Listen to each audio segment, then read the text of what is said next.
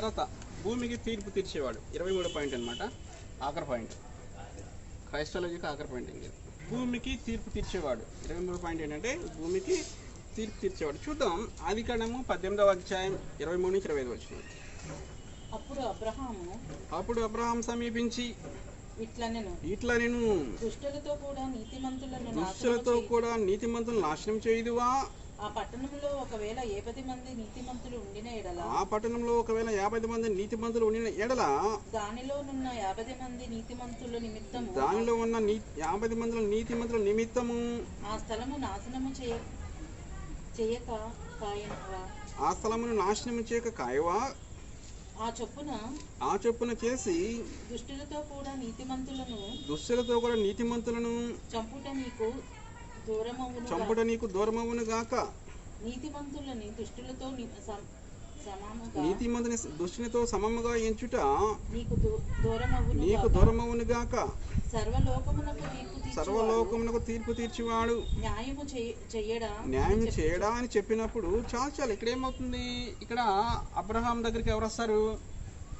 యెహోవా దేవుడు వస్తాడు. ఇప్పుడు అది సొదొమ గొమొర్రాల్ని నాశనం చేసే ముందు వస్తాడు. అక్కడ వాళ్ళిద్దరికి ఒక డీల్ అనమాట జరుగుతుంది అనమాట. ఏమంటాడు ఆయన? నేను ఈ సొదొమ గొమొర్రాల వీళ్ళ పాపం చాలా ఘోరంగా ఉంది, ఇది నాశనం చేయడానికి వచ్చానంటే అబ్రహాం ఏంటి? అక్కడ ఎవరుంటారు? అబ్రహాం చుట్టాలు ఎవరుంటారు? లోతు ఉంటాడు. అప్పుడు అబ్రహాం ఏమంటాడంటే లోతు కోసం అక్కడ ఒక 50 మంది నీతిమంతులు ఉంటే ఆ పట్టణాన్ని నాశనం చేయకుండా ఉండొచ్చు కదా దేవా, అట్లా బేరం ఆడుకుంటూ వస్తారు, తెలుసు కదా మనందరికీ. తర్వాత ఏమవుతుందంటే ఇక్కడ ఏమంటున్నాడు? ఒకవేళ ఆ పట్టణంలో 50 మంది నీతిమంతులు ఉంటే నువ్వు ఆ పట్టణాన్ని నాశనం చేసావు అనుకో, నువ్వు ఆ పట్టణాన్ని నాశనం చేస్తానంటున్నావు. ఒకవేళ అక్కడ 50 మంది నీతిమంతులు ఉంటే దుష్టులతో కూడా ఈ నీతిమంతులు కూడా చనిపోతారు కదా, చనిపోతారు కదా, మరి నువ్వు ఎలా చేస్తావు అలా అని అబ్రహాము దేవుణ్ణి అడుగుతున్నాడు, యెహోవా దేవుణ్ణి అడుగుతున్నాడు. ఇంకేమన్నాడు? సర్వలోకమునకు న్యాయం తీర్చివాడు ఎలా చేస్తాడు? నువ్వు సర్వలోకానికి న్యాయం తీరుస్తావు కదా, ఎవరిని కూడా అన్యాయంగా చంపవు కదా. సర్వలోకానికి ఏం చేస్తాడంటే ఈయన న్యాయం తీరుస్తాడు. అంటే ఏంటి? సర్వలోకానికి ఈయన తీర్పు తీరుస్తాడు. భూమికి తీర్పు తీర్చేవాడు ఈయన. ఎవరు? యెహోవా దేవుడు. అంటే దీన్ని బట్టి మనకి ఇక్కడ సర్వలోకానికి న్యాయం తీర్చేవాడు ఎవరంటే యెహోవా దేవుడు. చూద్దాం ఇంకా కీర్తన గ్రంథము 96వ అధ్యాయం 13వ వచనం. భూజనులకు తీర్పు తీర్చుటకై యెహోవా వేంచేయుచున్నాడు. న్యాయమును బట్టి లోకమునకు తన విశ్వాసమును బట్టి జనములకు ఆయన తీర్పు తీర్చును. చాలు. ఇక్కడ ఏమంటున్నాడు? భూజనులకు తీర్పు తీర్చుటకై యెహోవా వేంచేయుచున్నాడు. ఒకరోజు వస్తుందంట ఈ భూజనులకు తీర్పు తీర్చడానికి ఎవరు వస్తారంట? యెహోవా దేవుడు వస్తున్నాడు. యెహోవా వేంచేయుచున్నాడు. న్యాయమును బట్టి లోకమునకును తన విశ్వాసతను బట్టి జనులకు తీర్పు తీర్చును. యెహోవా దేవుడు వస్తాడంట ఒకరోజు. యెహోవా దేవుడు వస్తాడంట భూమి మీదకి. కీర్తనకారుడు చెప్తున్నాడు. అబ్రహాం గారు కూడా అదే చెప్తున్నాడు. సర్వలోకముకు న్యాయం తీర్చేవాడు. సర్వలోకం న్యాయం తీరుస్తావు కదా, ఒకవేళ అక్కడ 50 మంది నీతిమంతులు నువ్వు ఎలా చంపుతావు వాళ్ళని కూడా అంటున్నాడు. ఇక్కడ ఏమంటున్నాడు? భూజనులకు తీర్పు తీర్చడానికి యెహోవా వేంచేయుచున్నాడు. అంటే ఏంటి? వస్తాడు భవిష్యత్తులో. న్యాయమును బట్టి లోకమునకును తన విశ్వాసాన్ని బట్టి జనులకు ఆయన తీర్పు తీర్చును. అంటే ఏంటి? ఇక్కడ తీర్పు తీర్చేది ఎవరు? యెహోవా దేవుడు తీర్పు తీరుస్తాడు. అయితే ఇదే వచనాలు యేసు ప్రభు విషయం నెరవేరాలి. చూద్దాం యోహాను సువార్త 5వ అధ్యాయం 22 నుంచి 23 వచనాలు. తండ్రి ఎవనికి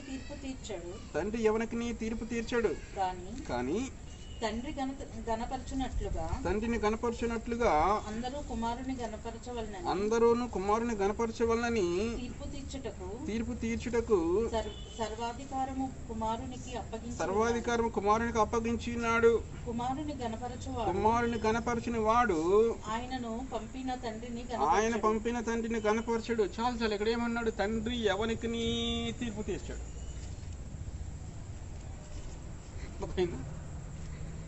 తండ్రి ఎవనికి తీర్పు తీర్చడంట. కానీ మనం చూస్తే కీర్తన 96వ అధ్యాయంలో భూజనులకు తీర్పు తీర్చడగా యెహోవా వేంచేయుచున్నాడు. అర్థమైందా? భూజంలో తీర్పు తీర్చడం యెహోవా ఏం చేస్తున్నాడు అన్నాడు. అబ్రహాం గారేమో యెహోవా దేవుడిని సర్వలోకానికి న్యాయం తీరుస్తామన్నాడు. కానీ ఇక్కడ స్వయంగా యేసుప్రభు చెప్తుంది, ఏం చెప్తున్నాడు? తండ్రి ఎవనికి తీర్పు తీర్చడు, కానీ తండ్రి ఎవరికి తీర్పు తీర్చడంట. ఏమంటున్నాడు ఇంకా? తండ్రిని కనపరిచినట్లు అందరిని కుమారుని కనపరచవలనని. తండ్రిని ఎలా కనపరుస్తున్నామో కొంతమంది ఏమంటారంటే, మేము తండ్రినే నమ్ముతాం, మేము తండ్రికే ప్రార్థన చేస్తాం, మేము తండ్రికే ఆరాధన చేస్తాం, మేము యేసుప్రభుకి ప్రార్థన చేయం, యేసుప్రభుకి ఆరాధన చేయం, ఎందుకంటే దేవుడు కాదు అని ప్రచారం చేస్తూ ఉంటారు. కానీ ఇక్కడ ఏమంటున్నా అంటే, తండ్రిని కనపరిచినట్లు అందరిని కుమారుని గనపరచవలని సర్వాధికారం కుమారునికి అప్పగించున్నాడు. ఇంకేమన్నాడు? తీర్పు తీర్చడానికి సర్వాధికారం కుమారునికి అప్పగించినాడు. తీర్పు ఎవరంటే తండ్రి తీర్చాడంట. ఎవరు తీరుస్తారు? యేసుప్రభువే తీర్పు తీరుస్తాడు. సర్వాధికారం తీర్పు తీర్చడానికి సర్వాధికారం కుమారునికి అప్పగించినాడు. కుమారుని గణపరచిన వాడు ఆయన పంపిన తండ్రిని గణపరచడు. ఇప్పుడు మేము యేసుప్రభుకి ప్రార్థన చేయం, యేసుప్రభుకి ఆరాధన చేయం, యేసుప్రభుతో మాకు సంబంధం లేదు అంటే వాళ్ళకి ఎవరితో సంబంధం లేనట్టు? తండ్రితో సంబంధం లేనట్టు. మనం తండ్రి దగ్గరికి ఎలా వెళ్ళగలం, పరలోకం ఎలా వెళ్ళగలం అంటే యేసుప్రభు ద్వారా మాత్రమే వెళ్ళగలం. అంటే ఏంటి? ఇక్కడ కీర్తనలో భూజనులకు తీర్పు తీర్చి యెహోవా ఏం చేస్తున్నాడంటే, ఇక్కడ వచ్చేది ఎవరైతే యేసుప్రభు వస్తాడు. పాత నిబంధనలో యేసుప్రభు కూడా, యేసుప్రభు పేరు కూడా ఏంటి? యెహోవానే.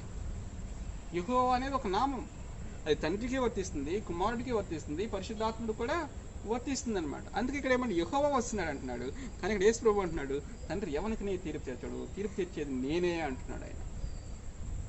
మనకి చూద్దాం, కొరింథీయులకు రాసిన 2వ పత్రిక 5వ అధ్యాయము 10వ వచనం.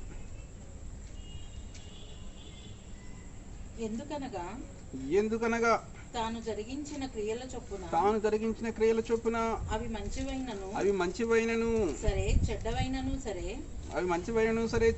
సరే దేహముతో జరిగించిన వాటి ఫలమును ప్రతి వాడును పొందినట్లును మనమందరమును క్రీస్తు న్యాయపీఠం ఎదుట ప్రత్యక్షము కావాలి. చాలు. ఎందుకనగా తాను జరిగించిన క్రియల చొప్పున మంచివైనను చెడ్డవైనను ప్రతి వాడు కూడా లెక్కపు చెప్పాలంట. ఎవరికి లెక్కపు చెప్పాలి? ప్రతి వాడుని వాటి ఫలం పొందుకుంటాం. మంచి చేస్తే మంచి ఫలం, చెడు చేస్తే చెడ్డ ఫలం పొందుకుంటాం.